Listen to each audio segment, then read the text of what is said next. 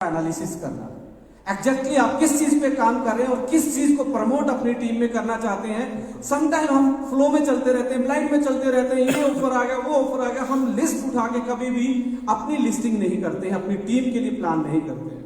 तो अपने एक कोरिकुलम में ये लिख लीजिए कि हमने सबसे पहला काम यहां से जाने के बाद अपनी प्रोडक्ट लिस्ट एनालिसिस करना है। उसको हम स्मार्ट तरीके से कैसे डिप्लॉय कर सकते हैं नेक्स्ट बिजनेस को नेक्स्ट लेवल पे ले जाने के लिए, तो ये बहुत इंपॉर्टेंट है। दूसरा ये है कि यू को समझना बहुत इंपॉर्टेंट है। डायरेक्ट सेलिंग में हम क्या करते हैं, गोला बना देते हैं, यू लिख देते हैं, पर उस यू लिखने के बाद उसकी रिस्पॉन्सिबिलिटी को हम पर्दा डाल देते हैं। कुछ नहीं करना भाई, बस प्रोडक्ट खरीदना है और खरीदवाना है। क्या करते हैं, यू की रिस्पॉन्सिबिलिटी को हम ब्लाइंड कर देते हैं। Who you are in network marketing, आप कौन है डायरेक्ट सेलिंग नेटवर्क मार्केटिंग में। सेल्फ एनालिसिस भी आज इंपॉर्टेंट है और अपनी आईडी खोल के देखेंगे तो रियल में आपको मैक्सिमम प्रॉब्लम उसी में छुपी मिलेगी। देखिए ये यू और वी का बिजनेस है, जब तक यू स्ट्रॉन्ग नहीं होगा तो वी भी स्ट्रॉन्ग नहीं बनेगा। और मैक्सिमम लोग, क्योंकि ओके लाइफ करने कोई कंडीशन नहीं रखी पे आउट उठाने के लिए, कोई एक आपको एक किट नहीं थोपा कि यही आपने खरीदना है, तो अब आपके पास एक फ्रीडम है कि मैं इस प्रोडक्ट लिस्ट को एनालिसिस करके और यू को कैसे स्ट्रॉन्ग कर सकता हूं। अब वर्ल्ड वाइड डायरेक्ट सेलिंग के जितने भी एनालिस्ट को आप सुनेंगे, समझेंगे, बुक को पढ़ेंगे, स्ट्रक्चरिंग और नेटवर्किंग में फर्क होता है। बहुत सारे लोग कंफ्यूज रहते हैं, स्ट्रक्चरिंग को ही नेटवर्किंग मान लेते हैं। सर मेरी तो इतने की टीम है, सेल नहीं आ रहा, तो बोला आईडी खोल के दिखा, आईडी में मिला 200 बीवी। मन की अब 200 बीवी के बाद आप क्या प्रमोट करना चाहते हैं, क्योंकि आपने ओनली स्ट्रक्चरिंग तो कर दी, आपने नेटवर्क बिल्ड नहीं किया। नेटवर्क बिल्ड होता आप जैसे लोगों का, जो आप हैं वही आपकी टीम है, क्योंकि ये बिजनेस किस चीज का है, डुप्लीकेशन का बिजनेस। तो आपको अपनी टीम में नीचे सबसे पहले वाली स्टेज पे यू की थ्योरी पे काम करना चाहिए। डायरेक्ट सेलिंग में आपको सक्सेस होना है, यू जिसका स्ट्रॉन्ग है उसका वी भी स्ट्रॉन्ग हो जाता है। बहुत सारे लोग आज अपनी आईडी पे जाके एनालिसिस कीजिए कि आपका खुद का सेल परचेज कितना आपने किया, आपने कितना प्रोडक्ट प्रमोट किया है, आप कैसे कैसे इस डायरेक्ट सेलिंग को आगे बढ़ाना चाहते हैं। ओनली स्ट्रक्चरिंग तो नहीं कर रहे। आप जब परसेंटेज ऑफ एक्टिव डिस्ट्रीब्यूटर निकालेंगे तो आपको रियलाइज हो जाएगा कि एग्जैक्टली आपकी सेवा कहां अटकी है। मुझे डायरेक्ट सेलिंग के मैं 4 चीजों को मानता हूं जहां से प्रॉब्लम आती है। डायरेक्ट सेलिंग कि आदमी प्रोडक्ट प्रमोट ना करे, अपने खुद की एक सेल बिल्ड ना करे, जिसको यू की सेल बोला जाता है।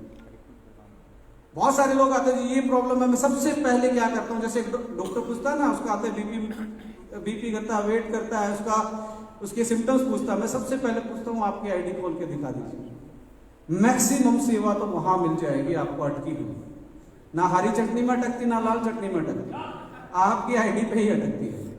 आप अपनी आईडी का सेल्फ एनालिसिस कीजिए और उसके जो, यदि आप एक अपनी प्रॉपर सेल मेंटेन कर रहे हैं खुद की आईडी पे, उसके बाद यदि प्रॉब्लम आ रही है तो वो हो सकती है वो नेटवर्किंग की प्रॉब्लम, यानी कि आपको टीम नहीं बनानी आती, कि आपको टीम नहीं बनानी आती हो। फिर आपको वो थ्योरी पे जाना चाहिए जो बेसिक्स अपने कॉर्डियल्स है, बेसिक जो ट्रेनिंग है कि how to invite the peoples, कैसे अपने प्रोडक्ट को डिस्प्ले करना है, कैसे थर्ड पार्टी अप्रोच अपने अपलाइन को यूज करना है, वहां पे आपका काम है। हम पहले अपनी सेल को बिल्ड किए बिना अपलाइन को बुलाते रहते हैं कि अपलाइन जी आज ये, अपलाइन जी आज ये, मेरे लिए तो आप आते नहीं, मेरे लिए तो वो नहीं। थर्ड पार्टी अप्रोच आपको चाहिए थर्ड पर्सन को कनेक्ट करने के लिए।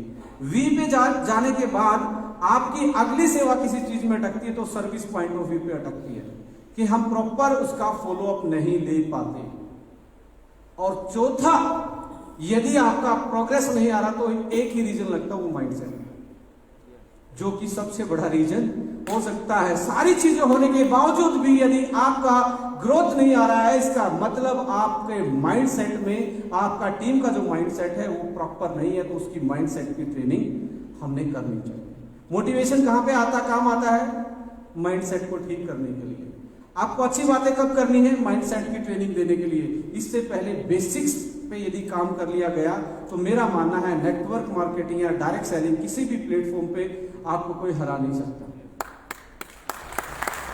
किसी यू को मजबूत करने के लिए इस यू को स्ट्रॉन्ग करने के लिए ओके लाइफ केयर ने लास्ट मंथ एक रिटेल ऑफर के नाम में, रिटेल बूस्टर के नाम में 3 चीजें हमने दी थी।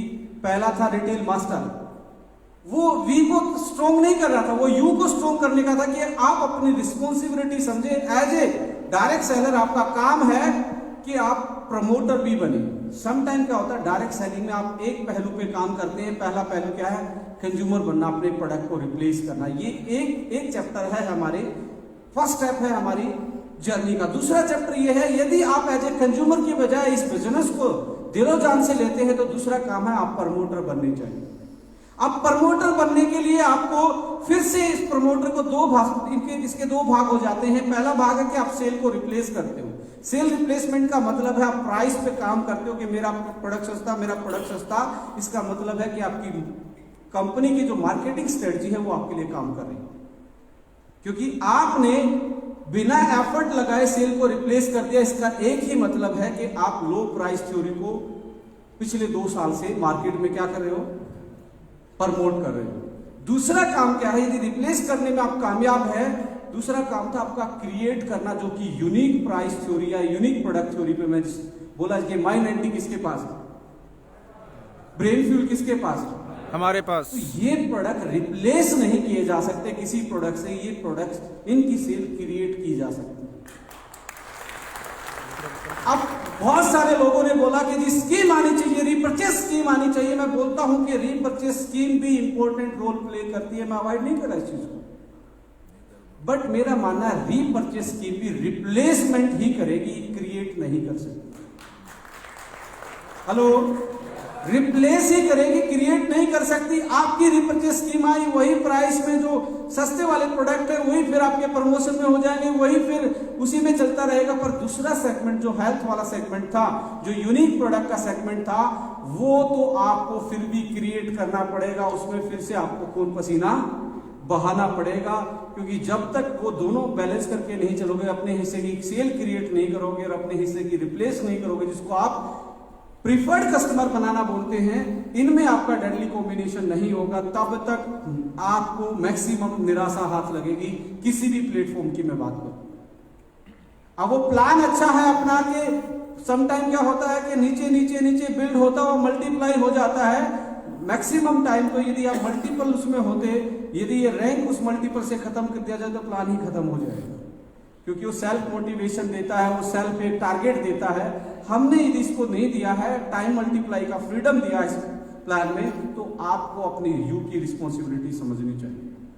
और मैं आपसे एक रिक्वेस्ट भी करूंगा, रिक्वेस्ट मानने को तैयार है? यस। कितने लोग? पक्का? आज थ्योरी अपना लीजिए कि मुझे मिनिमम रिटेल ब्लास्टर तो बनना ही है। हेलो, ये ऑफर रहे या ना रहे, पर मुझे रिटेल ब्लास्टर तो मिनिमम, और रिटेल ब्लास्टर के लिए मिनिमम क्या करना है? क्या करना है? 15 तारीख तक कर लिया तो कंपनी की तरफ से भी एक एडीपी आपको मिल जाएगी, आपको एक रिकॉग्निशन उस पर मिल जाएगा। पर 30 तारीख तक भी कर लेंगे, इसमें क्या दिक्कत है यदि आप अपनी सेल्फ आईडी को मजबूत कर लेंगे तो। हेलो, मिनिमम रिटेल ब्लास्टर कितने लोग? इसके ऊपर नहीं जाना चाहते? रिटेल किंग कौन बनना चाहते हैं? सेल्फ बताना। पक्का? अब बहुत सारे रिटेल किंग किस किस को मालूम है एग्जैक्टली है क्या?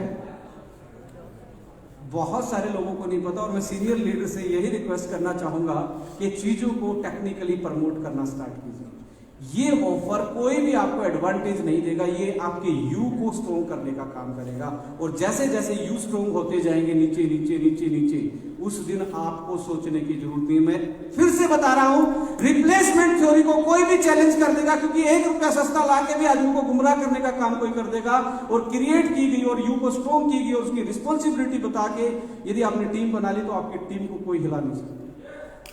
बहुत सारे लोगों के साथ चैलेंज आया कि उन्होंने कंपनी की जो स्ट्रेटजी थी उसको तो बहुत स्ट्रॉन्ग तरीके से फॉलो किया, पर डायरेक्ट सेलिंग की जो स्ट्रेटजी होती है, बेसिक्स रूल्स होते हैं, बेसिक टेक्निक्स होती है, उनको फॉलो नहीं किया और उन्होंने माहौल की टीम बना दी। और माहौल आपका लंबे टाइम तक नहीं होता। आज एमवे वर्ल्ड की नंबर 1 कंपनी है, से सो नो? पर करना कौन कौन चाहता है? करना कौन कौन चाहता है? कितना दुर्भाग्य की बात है, वर्ल्ड नंबर 1 को नहीं करना चाहता। इसका मतलब समझ रहे हैं, कंपनी का माहौल नहीं है। जब माहौल था तब चल गया। अब कंपनी अपने बेसिक्स ट्रेनिंग्स पे काम करके नीचे नीचे सेल निकालना जानती है। एक टाइम ऐसा आएगा कि आपकी टीम में सैचुरेशन हो जाएगा, एक माहौल की बात खत्म होनी स्टार्ट होगी। उस टाइम पे वही आदमी स्ट्रॉन्ग तरीके से सर्वाइव करेगा जो टेक्निकल अपनी टीम को एजुकेट करेगा। मेरा आज का मेन यही, यदि कंक्लूड करें इस बात को कि यू पे स्ट्रॉन्ग हो जाए, वी अपने आप स्ट्रॉन्ग होता चला जाए। जितने भी सीनियर लीडर बैठे हैं, एक अपनी ट्रेनिंग डिजाइन कीजिए कि who you are in network marketing. आप कौन है नेटवर्क मार्केटिंग में? कंज्यूमर है, प्रमोटर है, रिप्लेसर है, क्रिएटर है? क्या है आपका रोल, आपकी रिस्पॉन्सिबिलिटी क्या है नेटवर्क मार्केटिंग में? जब तक इसको नहीं समझा जाएगा तब तक हम यही इसका प्लान, पहले अपनी प्रोडक्ट लिस्ट को एनालाइज करना है, फिर अपनी सेल्फ आईडी को एनालाइज करना, उसके बाद वही डुप्लीकेसी अपनी टीम में करनी है। अब आज बहुत सारे प्रोडक्ट लॉन्च होने वाले हैं और हर प्रोडक्ट अपनी एक सेल लेके आते हैं, क्योंकि एक प्रोडक्ट की सेल अपने आप में एक टाइम के बाद सैचुरेट हो जाती है। एक प्रोडक्ट की अपनी एक लिमिटेशन है, उसकी सेल होने की, उसकी सेल क्रिएट करने की भी कंपनी के पास एक लिमिटेशन होती है। यदि आप बात करें पेप्सी की, कोका कोला की, इनके भी आप सेगमेंट देखेंगे, जब इनकी सेल सैचुरेट कर गई थी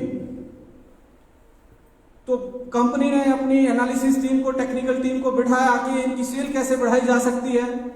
तो सेल बढ़ाने के लिए उन्होंने देखा कि यार हमारे जो प्रोडक्ट हैं वो सारे पैन ऑफ इंडिया में है, सारी जगह काउंटर्स पे हमारे पड़े हुए हैं, जितनी इनकी कंजप्शन होनी थी वो हो रही है, तो हम सेल को कैसे बढ़ाएं? तो सेल को बढ़ाने के लिए सबसे अगली थ्योरी आई, छोटा पेप्सी, छोटा कोका कोला, कि छोटे सेगमेंट में उतर जाते हैं। 5 रुपए में आता था ना, एक आमिर खान करता था। तो उन्होंने पहली थ्योरी निकाली कि इस प्रोडक्ट को हम मल्टीप्लाई कर देते हैं, छोटा सेगमेंट और बड़ा सेगमेंट में बांट देते हैं। उसकी सेल उन्होंने उठाई, उसके बाद भी फिर से सैचुरेट किया सेल। तो उन्होंने देखा कि अब क्या किया जाए, छोटी पैकिंग के साथ साथ उन्होंने प्रोडक्ट का वेरिएशन, नंबर ऑफ प्रोडक्ट बढ़ाना स्टार्ट कर दिए। आप देख लीजिए, आप डर के आगे जीत है ये। पहले वो उससे पहले जो सेल्स आपकी उनकी सेल सैचुरेट की, तो उन्होंने अलग अलग कलर की, अलग अलग कार्बोनेटेड ड्रिंक्स बनाना स्टार्ट की। आज आप देखेंगे उसी कंपनी का कोका कोला, उसी का फेंटा है, उसी का माउंटेन ड्यू है, उसी ने जीरो को लेके आए। तो यही कहने का मतलब है, जब तक आप एक सेल को आगे बढ़ाएंगे तो आपको साथ साथ में न्यू प्रोडक्ट लॉन्चिंग पे भी काम करना पड़ेगा। दूसरी चीज इसमें यह है कि जितने भी पुरानी कंपनियां, इनके मैक्सिमम बास्केट भर चुका है। हेलो, इनका मैक्सिमम बास्केट भर चुका है। एक नई ग्रोइंग कंपनी में अच्छी चीज क्या होती है कि उसके टाइम टू टाइम नए प्रोडक्ट आने की कैपेसिटी ज्यादा होती है, और नए प्रोडक्ट आने की कैपेसिटी होती है तो हर प्रोडक्ट अपनी एक सेल लेके आता है। वो हर बार अपनी आपकी उसी एग्जिस्टिंग टीम में एक सेल बढ़ाने का काम करता है। आज कंपनी लगभग 20 प्रोडक्ट आपके लॉन्च करने वाली है। कितने प्रोडक्ट? और मुझे ये पक्का यकीन है आपकी जो सेल है अगले महीने डबल हो जाएगी इसी टीम के साथ। पूछो कैसे? क्योंकि आपका जो नया प्रोडक्ट आया उसकी एक मार्केट डिमांड है, और आप मार्केट में लो प्राइस थ्योरी और यूनिक दोनों को कंबाइंडली चला रहे हैं, तो कहीं ना कहीं आदमी उलझे, हम कहीं ना कहीं आदमी को कन्विंस कर लेंगे। तो आज इसलिए किया जा रहा है क्योंकि आपकी जो सेल है उसको कैसे हाइप पे ले जाना और उसको कैसे इजी बनाना है। We are planning physical to digital, touch to tech. इस प्लानिंग के साथ 2021 में काम कर रहे हैं। जो आप डिजिटल एंडोर्समेंट की बात कर रहे हैं, उसका एक ही काम है कि आपकी सेल को हमने कैसे इजी बनाना है। उसमें आपका पार्ट ये रहेगा कि आप किसी के पास भी जाएंगे तो उस आदमी के सामने कभी ना कभी वो प्रोडक्ट डिजिटल माध्यम के सामने आया होगा, और आप दिखाएंगे तो उसको आप बिलीफ सिस्टम कहेंगे तो मैंने देख रखा है। तो आपकी सेल होना, जिस आदमी के साथ बैठेंगे वो क्या हो जाएगा, क्लोज, कन्विंस हो जाएगा और आपकी सेल इजी हो जाएगी। और बहुत सारे नेटवर्करों ने मेरे से एक सवाल पूछा कि सर कि इंडिया की बेस्ट कंपनी कौन सी है? आप नेटवर्कर उलझाने की कोशिश करते हैं, अपने से अलावा पूछने की कोशिश करते हैं, कौन सी बताएंगे? अब मैं भी 4-5 साल हो गए नेटवर्करों के साथ, मुझे भी ये फिर की लेनी आ गई है। मैं बोला कि भाई साहब सारी कंपनियां अच्छी हैं, पर मेरी नजर में वही कंपनी अच्छी है जहां सेल करना आसान है। जहां सेल आसान नहीं है वो आपके लिए आसान नहीं हो सकती वो कंपनी। और हमने अभी से पिछले 4 साल से अभी तक की यदि बात करें तो हमने एक ही काम किया, कैसे सेल को ईजी करना है। जो अच्छी पैकिंग देने की बात कीजिए, या वो नंबर ऑफ प्रोडक्ट लॉन्चिंग की बात कर लीजिए, या आप बात कर लीजिए यूनिक प्रोडक्ट देने की, और प्राइस पे तो आई थिंक आज आपने एक युद्ध स्तर पे काम करना स्टार्ट कर दिया है। आप जैसे ही डिजिटल प्लेटफॉर्म पे ये लिखते हैं प्राइस वार, हमारे अपोनेंट समझ जाते हैं कौन सी कंपनी वाला है। समझ जाते हैं ना? यस। 2020 और 19 में आप लोगों ने 3-4 वर्ड को पेटेंट करवा लिया। एथिकल लिखते ही समझ में आ जाता कौन से वाला है। Hello, yes. एक वर्ड आज लिखना हमने हैशटैग करना है, who is the father of 2 lakh generation plan. क्या करना है? Who is the father of generation plan. जो हमारे बाद आने वाले वो बच्चे समझ जाएंगे एग्जैक्टली फादर यही है। इसलिए फादर को पता है कि 2% वो काम कर सकता है जो 100% काम नहीं कर सकता।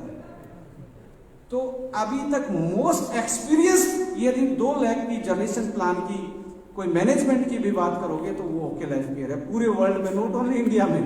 2 लाख जनरेशन प्लान में एक्सपीरियंस मैनेजमेंट, ये भी आप सवाल पूछ सकते हैं किसी से कि 2 लाख जनरेशन प्लान चलाने का सबसे ज्यादा तजुर्बा किस ऑर्गेनाइजेशन के पास है।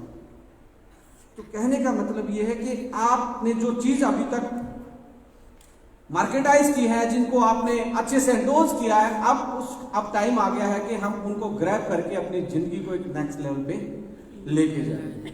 और आने वाला सेशन जिसका हम वेट कर रहे हैं वो सर का है, वो तांडव वाला होने वाला क्या एग्जैक्टली हमारी जो मार्केटिंग की जो स्ट्रेटजी है आने वाले टाइम में हम क्या क्या डिप्लॉय करने वाले हैं और उसको आप कैसे डुप्लीकेट करेंगे मार्केट में और हमारा फायदा क्या होने वाला है। अब मैं बता रहा हूं, आप पहली बार उस प्रोडक्ट को टच करेंगे तो रियल में बेहोशी की हालत में हो सकते हैं। अभी जो आज प्रोडक्ट लॉन्च होंगे तो मैं आपको बताना चाहता हूं पहले बीपी करवा के आना, जिसका ऊपर नीचे है उसको प्रोडक्ट टच नहीं करना है, क्योंकि इतनी कमाल की पैकेजिंग लॉन्च की है कि आपको बिलीव नहीं होगा कि ये इंडियन डायरेक्ट सेलिंग में हो सकता है। बहुत क्लास है, अलग लेवल की है, बिल्कुल आपको यूनिक से भी यूनिक मिलेगी और ऐसे प्राइस में मिलेगी कि भाई साहब इंटरनेशनल वाले शर्मा जाएंगे आपसे। मैं ये कह रहा हूं कि हमारा एक ही टारगेट है अगली बार। अब जो हमने इंडियन डायरेक्ट सेलिंग का तो घेरा लगाया नहीं लगा, किलाबंदी हुई ना हुई या नहीं हुई? यस। अब इंटरनेशनल डायरेक्ट सेलिंग की भी घेराबंदी कंपनी ने करनी स्टार्ट कर दी। कुछ लोग तो इंटरनेशनल वाले हमारे साथ है ही, जैसे पंजाब से हैं, पर मैं ये बताना चाहता हूं उनको, जो आपके पड़ोसी हैं जो इंटरनेशनल इंडियन नहीं करूंगा, उसके सामने एक बार प्रोडक्ट रख देना, रियल में शर्मा जाएगा, बोलेगा इंडियन ही करूंगा। आने वाले टाइम में एक ही जोड़ी पे है कि इंटरनेशनल कंपनियां, जो 10 कंपनियां हमारे सामने हैं, उनके हॉट सेलिंग प्रोडक्ट की जो कंसेप्ट है उसको कैसे ब्रेक करना है, और यदि ये ब्रेक कर दिया तो कैसा होगा? जबरदस्त। कैसा होगा? जबरदस्त।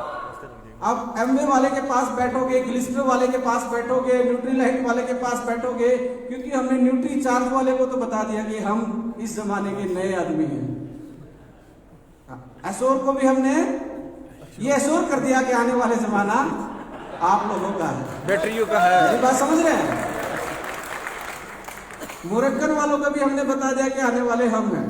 पर अगली चीज एलोवेरा वालों के लिए भी हम बता रहे हैं, और जो शेक वेक लेके आए हैं वेट घटाओ और बढ़ाओ वाले, इनको भी मैं बताना चाहता हूं अगले 3 महीने के बाद ये भी आपके डाउनलाइन में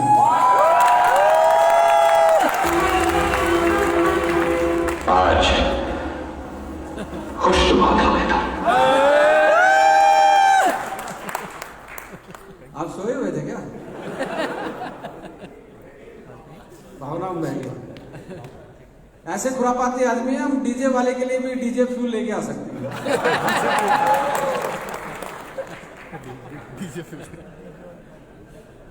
राइट?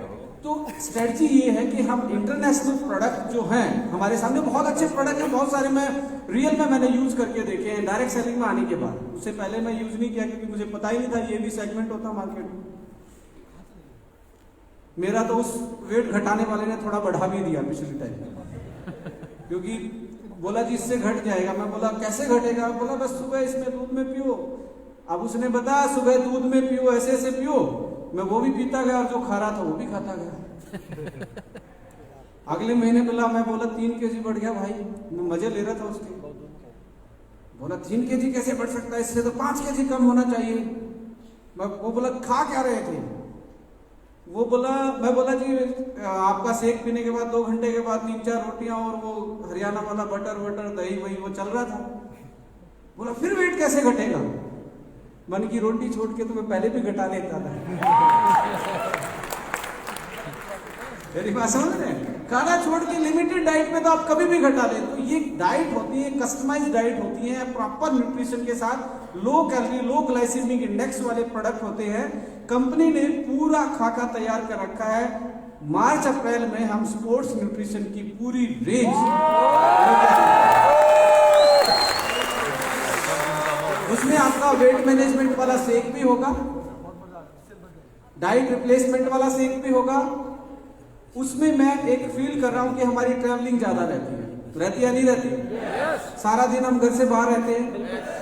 हम डिस्ट्रीब्यूटर के लिए भी मैं सोच रहा हूं एक ऐसा डाइट प्लान कर ले और ऐसा शेक बना दे कि उसका पूरा दिन का न्यूट्रिशन, क्योंकि डिस्ट्रीब्यूटर के साथ 2 चीजें बहुत ज्यादा जो एज ए डिस्ट्रीब्यूटर मैं सोचता हूँ।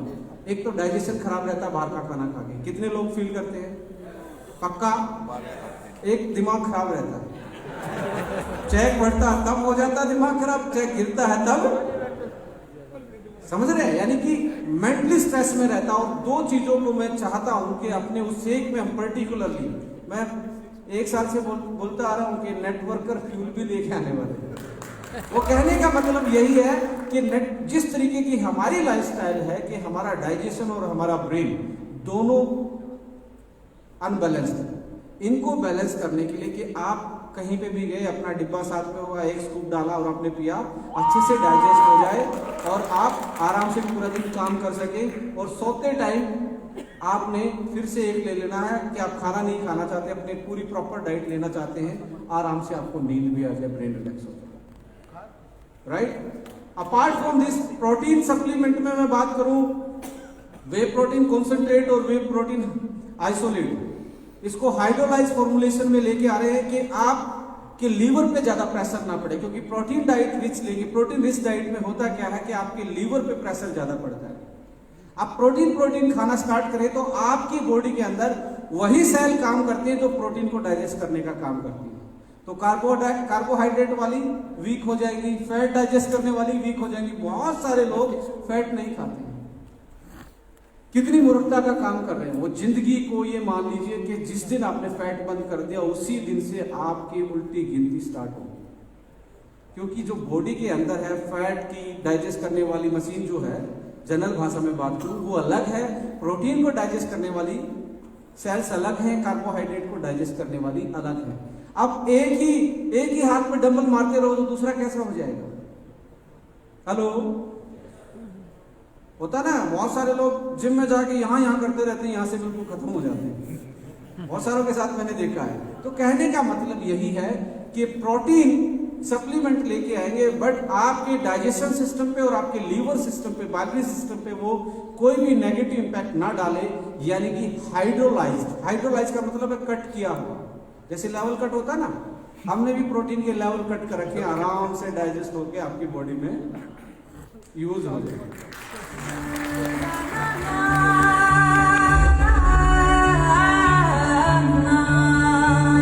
तू झुक मत, तू डर मत, तू रुक मत, बना खुद को इतना बुलंद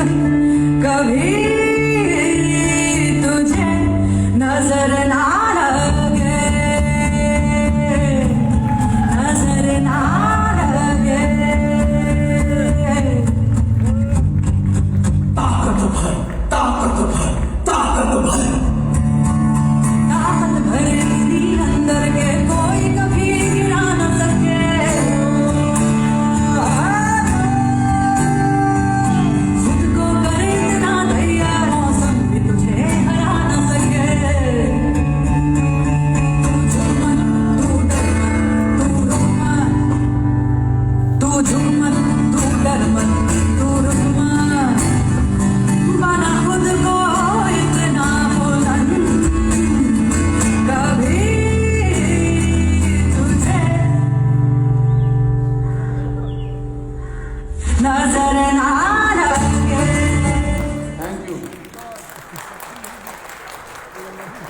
प्रोटीन के बाद जो प्लानिंग है हमारी, ऑलमोस्ट सब फॉर्मुलेशन सेट हो चुका है कि आपका प्री वर्कआउट, जो जिम में जाते हैं, जो स्पोर्ट्समैन हैं, वो अपनी बॉडी को रिफ्यूल कैसे कर सकते हैं कि एक्सरसाइज करने से पहले वो अपनी परफॉर्मेंस को, अपनी बॉडी की, चाहे वो इलेक्ट्रोलाइट्स की बात की जाए या कुछ इसेंशियल ऐसी चीजें होती हैं जो हमारे मसल फटीग को बचाती हैं, जो हमारे मसल एंडोरेंस को आगे, मसल का भी एक स्टेमिना होता है। आपका अकेला सांस वाला स्टेमिना नहीं होता, मसल का भी स्टेमिना होता है। आज आप जिम में जाके देखें, एक महीने आप 10 kg का डंबल मारेंगे तो अगले महीने हो सकता है आपका 14, 15, 16 तक आप पहुंच जाते हैं। पहले दिन वो स्टेमिना नहीं होता, बट ड्यूरिंग दिस एक्सरसाइज के टाइम पे एक लैक्टिक एसिड बनता है जिसको आप समटाइम क्रैम्प के रूप में फील करते हैं कि इसको क्रैम्प आ गया। होता है ना, क्रिकेट में भी देखा कि किसी को क्रैम्प आ गया, किसी को ये आपकी हैमस्ट्रिंग खिंच गई, किसी की आपकी कमर से, किसी को शोल्डर से।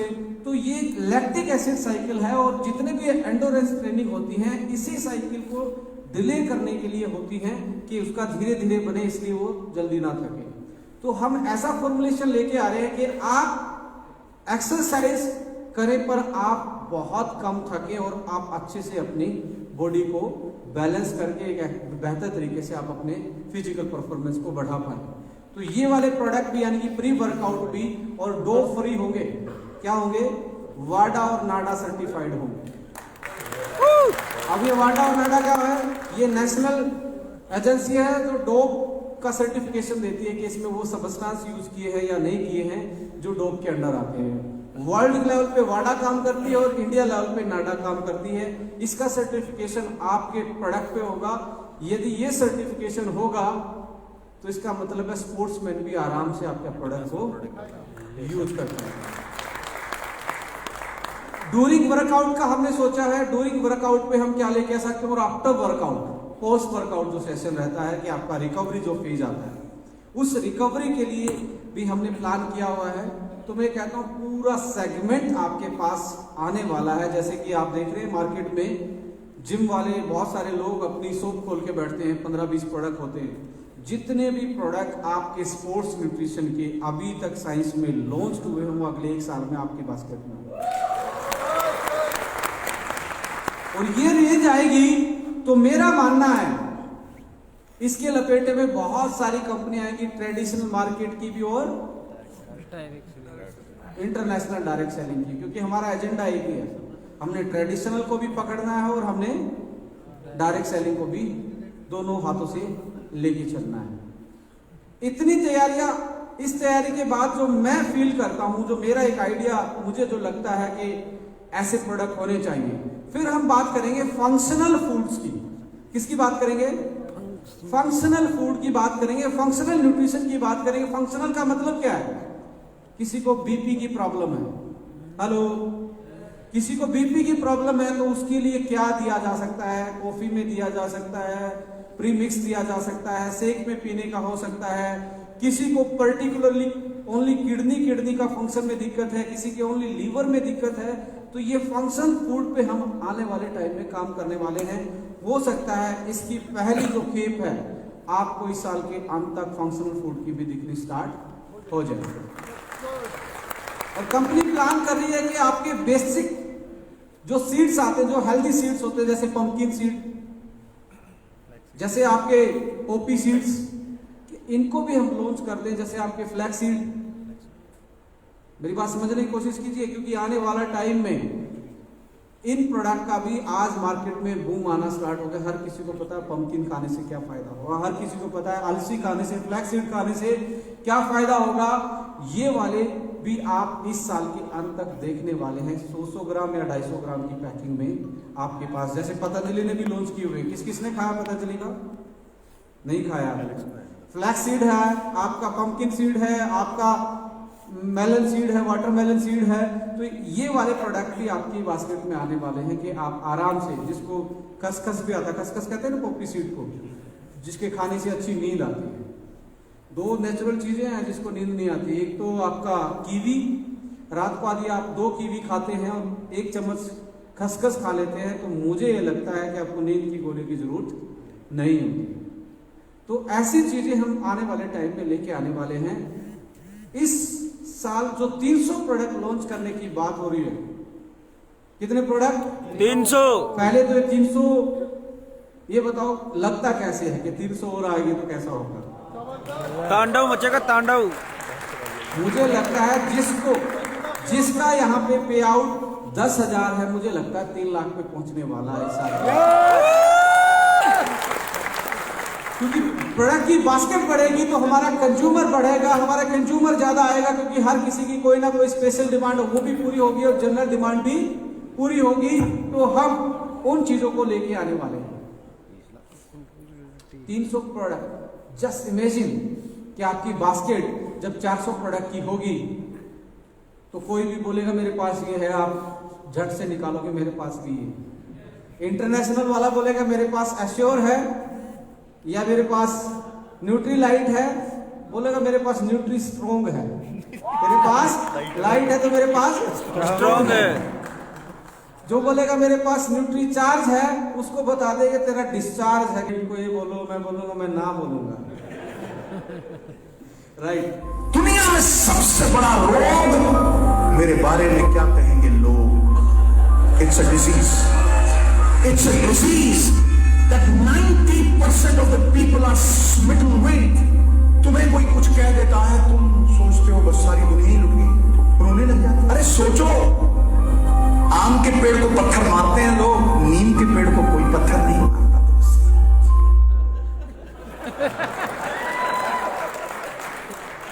चलिए, यानी कि 300 प्रोडक्ट आने के बाद हमारी सेल जो होगी, मुझे लगता है कि जो हम टारगेट लेके चल रहे हैं, जो इंडिया का हाईएस्ट टर्नओवर है किसी भी कंपनी का, मुझे लगता है उसको बीट करने में हम कामयाब होंगे। क्योंकि आप अपने हिस्से की लड़ाई लड़ते हो, पर कहीं ना कहीं सेना, प्रोडक्ट वाली सेना जो आर्मी है, वो किसी के पास 500 की है, किसी के पास 400 की, किसी के पास 300 की है, और आपके पास अभी 125 प्रोडक्ट है। तो उस सेना से वो टर्नओवर करने में कहीं ना कहीं हमें कठिनाई आनी है। तो कंपनी ने पहले ही प्लानिंग कर लिया है कि कितने प्रोडक्ट होने चाहिए, कट टू कट, तेरा ये मेरा ये, तेरा ये मेरा ये। उसके बाद बचेंगे कहां?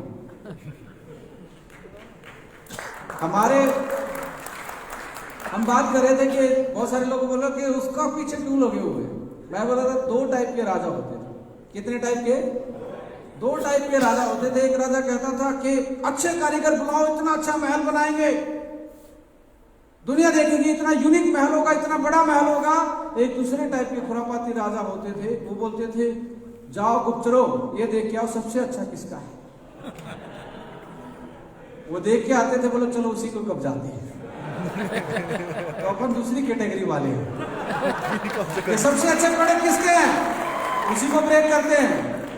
मेरी बात समझ रहे? सबसे अच्छी कंपनी कौन सी है, उसी को चैलेंज देते हैं, क्योंकि लीडर आपका लीडर है, जो आने वाले हैं वो आपके लीडर है। जब 2 प्रोडक्ट थे तब भी हम 400 वालों का चैलेंज देने के लिए खड़े थे। अब तो 100 है भाई साहब, और अगले साल तो 400 होने वाले हैं। मैं ये कहता हूं कोई बचने वाला नहीं है, बस अपने माइंड सेट पे कंट्रोल करके, अपने नर्व्स पे कंट्रोल करके एक युद्ध स्तर पे इस साल को जिए। मुझे लगता है ये हमारी जिंदगी को एक बेहतरीन 3 डायमेंशन चेंज करने के लिए 2021 होगा। ऊपर वाले ने हमें वॉर जोन में फेंक दिया है। Be alert, protect yourself. जिंदगी में एक मंजिल चुनना जरूरी है। जुनून के साथ दौड़ो। पढ़ना है तो जुनून के साथ पढ़ो, गाना है तो जुनून के साथ गाओ।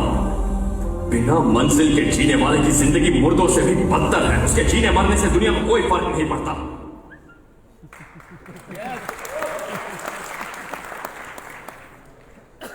तो एक दो इंट्रक्शन ले लेते हैं कल के बचे हुए। माइक मिलेगा? Hello sound